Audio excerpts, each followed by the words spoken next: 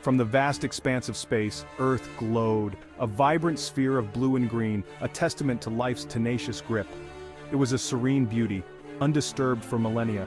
But this tranquility was not to last. On a day that began like any other, a shadow fell upon the world, not a shadow cast by clouds but by something far more ominous. It appeared first as a flicker on radar screens, a blip dismissed as interference. But this blip grew, resolving into numerous points of light breaching the atmosphere. Panic spread through observatories as the objects were identified. They were not meteors or asteroids, but alien vessels, their sleek, chitinous hulls glinting in the sunlight. Their arrival was not a friendly visit, it was an invasion. Across the globe, the serenity of a normal day shattered. The alien vessels, massive and menacing, descended upon Earth's cities. Their arrival was heralded by the shriek of tearing metal as their weapons, firing beams of intense energy, carved fiery paths through the sky. Buildings crumbled, vaporized in the blink of an eye. The streets, moments ago bustling with life, became rivers of fire and debris. The world watched in horror, the images broadcast live across the globe. The initial disbelief gave way to sheer terror. The impossible was happening. We were under attack, and we were woefully unprepared. Humanity, for so long divided by borders and ideologies, was united by a single terrifying reality: survival. The invaders called themselves the Grakthar, a race of ruthless conquerors who traveled the cosmos, subjugating or eradicating any civilization they deemed inferior. Driven by an insatiable hunger for resources and an unshakable belief in their own superiority, they had set their sights on Earth. Their initial attacks were swift, brutal, and precise. They aimed to cripple our defenses, to shatter our resolve, to make us easy prey. But the Grakthar had made a crucial miscalculation. They had underestimated humanity. In their arrogance, they had failed to grasp the indomitable spirit that resided within us, a spirit forged in the crucible of countless challenges. They had misjudged our capacity for resilience, our unwavering will to survive. The shock of the initial attack was quickly replaced by a wave of defiance that swept across the globe. Old rivalries were forgotten as nations set aside their differences, uniting against a common enemy. From the ashes of devastated cities, a global resistance rose. Military forces from every corner of the world mobilized. Soldiers, sailors, and airmen, trained for battles against their fellow humans, now found themselves facing an enemy unlike any they could have imagined. Tanks rumbled across ravaged landscapes, their cannons blazing defiance at the alien warships dominating the skies. Fighter jets screamed through the smoke-filled air, engaging in desperate dogfights with nimble alien fighters.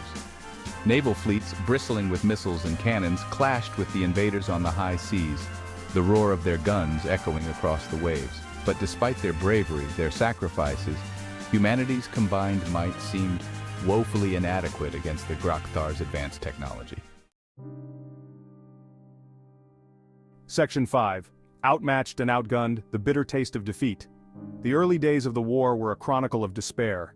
Despite acts of incredible courage and sacrifice, humanity was losing. The Grakthar's technology was simply too advanced. Their weapons, powered by unknown energies, tore through our defenses with terrifying ease.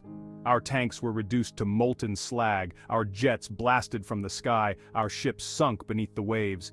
Each victory for the Grakthar came at a terrible cost. Cities were reduced to rubble, millions perished. The world watched in horror, the initial hope replaced by a gnawing dread. Were we witnessing the end of our civilization? Had the Grakthar in their cold, calculating cruelty come to extinguish the light of humanity? Section 6. Arsenal of Last Resort, humanity's desperate gamble. As defeat loomed, world leaders gathered for a summit. The mood was grim. Conventional warfare was proving futile. The Grakthar were relentless, their advance seemingly unstoppable. It was then that a desperate plan began to take shape, a gamble born of desperation and fueled by the slimmest glimmer of hope. Deep within underground bunkers, hidden from the prying eyes of the invaders, lay a terrifying arsenal of nuclear weapons. For decades, these weapons had cast a long shadow over humanity, a reminder of our capacity for self-destruction. Now, they represented our only hope for survival. The decision to unleash such devastating power was not taken lightly. The risks were immense. But the alternative, the complete annihilation of humanity, was unthinkable. Section 7. Fire from the sky, turning the tide of war. The order was given. From silos buried deep beneath the earth, from submarines lurking in the depths of the ocean, nuclear missiles roared skyward. Their fiery plumes, a testament to humanity's desperation, tore through the atmosphere, aimed at the heart of the Grokthar invasion force. The explosions when they came were blinding. The sky itself seemed to split open, consumed by firestorms that dwarfed entire cities. The shockwaves rippled across the globe, a stark reminder of the awesome and terrible power we had unleashed. To the astonishment of military strategists and the relief of a terrified world, the nuclear assault had an unexpected effect. The Grokthar, for all their technological prowess, had not anticipated this. Their shields, so effective against our conventional weapons, offered little protection against the raw power of nuclear detonations. What had begun as a desperate struggle for survival had transformed into a fight for the future. Men and women, fighting side by side, displayed extraordinary courage and resilience. They fought for their families, for their homes, for the very survival of their species. S3. Media. Soldiers protecting families, troops defending homes, military forces fighting for survival. Fueled by a newfound hope and a burning desire for vengeance, the armies of Earth launched a coordinated counteroffensive. They attacked with a ferocity born of desperation, pushing the Grokthar back on every front.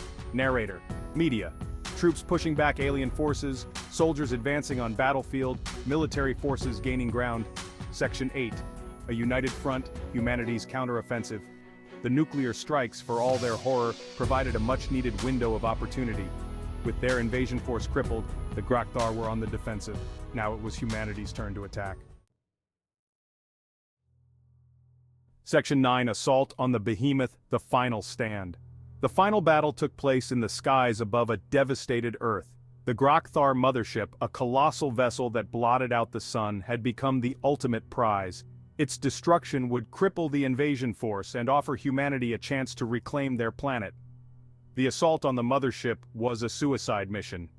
Waves of fighters and bombers, their pilots knowing they might not return, launched themselves at the alien behemoth.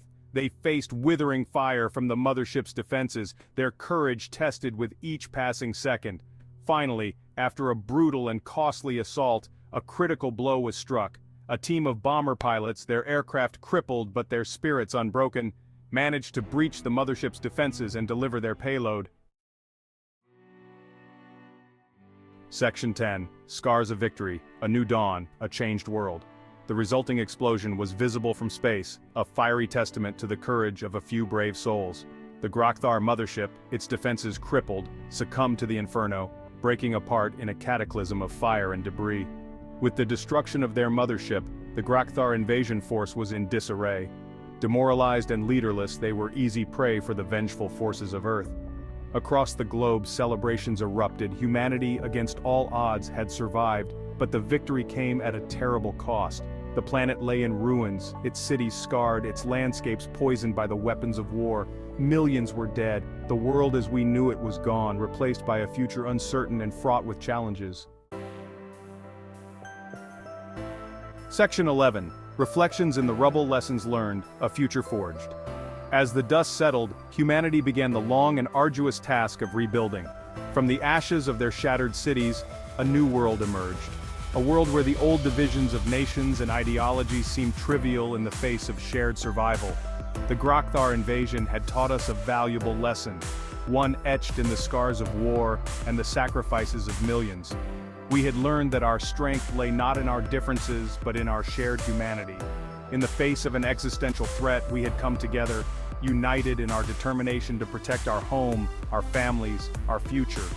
The war for Earth was over, but the fight for our future had just begun. As we looked up at the stars, once a source of wonder and inspiration, now a reminder of the dangers that lurked in the cosmos, we knew that our journey was far from over. We had survived, and in our survival we had found a unity, a resilience, a strength that would guide us as we navigated the uncertain path ahead. The future, though uncertain, was ours to shape.